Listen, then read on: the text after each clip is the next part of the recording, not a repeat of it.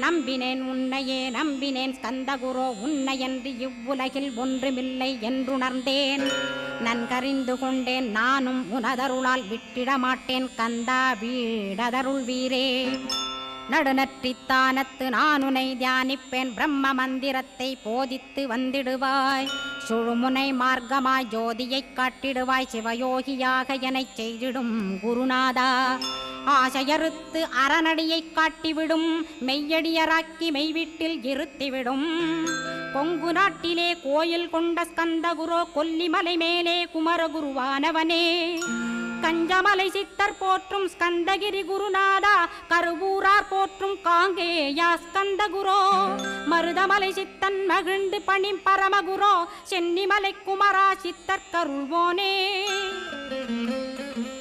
சிவவாக்கிய சித்தருளை சிவன்மலையில் போற்றுவரே Palani